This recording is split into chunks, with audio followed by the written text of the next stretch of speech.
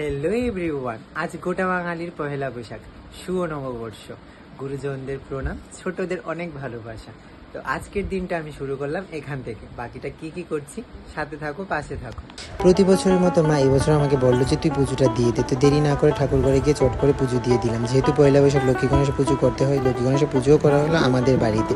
তারপর চলে এলো মা যাত্রা করতে। এই যাত্রা করার রীতিটা কার কার বাড়িতে আছে আমাকে জানিও কমেন্ট করে। তো মা ঘরের চৌকাঠে যাত্রা করা শুরু করে দিল।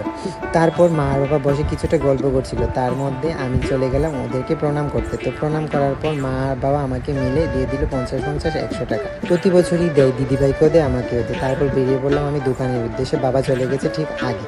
তারপর আমি উঠে পড়লাম রিক্সাতে। তো রিক্সা করে চলে যাচ্ছি বটতলা বাজারে, মানে আমাদের দোকান বটতলা বাজারে। গিয়ে দেখলাম বাবা যাত্রা করা শুরু করে দিল। তো বাবা দেখেছে দোকানের মধ্যে ধূপ। তো ধূপ দেখানোর সাথে সাথে বাবাকে আমি জিজ্ঞেস করলাম, দেখি তো খাতাটা। তো বাবা আমাকে খাতাটা দিয়ে দিল, যেহেতু আজ হাল খাতা হবে। তো খাতা খুলে দেখলাম বাবা কি করলো, ধান দুব্বু দিল, একটা ফুল দিল, আর একটা কাঁচা টাকার মধ্যে হলুদ এবং সিঁদুরের ছাপ বসিয়ে দিল। তারপর আমি আর বাবাটা সেলফি নিয়ে নিলাম। তো আমি চলে গেলাম শিব বাড়িতে। ঠাকুর বাড়িতে অফুরন্ত ভিড়, স্বাভাবিক আজ ভিড় হওয়ারই কথা। সবাই খাতা যাত্রা করবে, ঠাকুরকে প্রণাম করবে। বছরের শুরুতে ঠাকুরকে দিয়ে শুরু হয়। তো আমিও চলে গেলাম। তো তারপর ঠাকুর মশাই থেকে নিয়ে নিলাম আশীর্বাদ, নিয়ে বাবাকে দিয়ে দিলাম। আজ এইটুকুই। কেমন লাগলো আমাকে জানিও।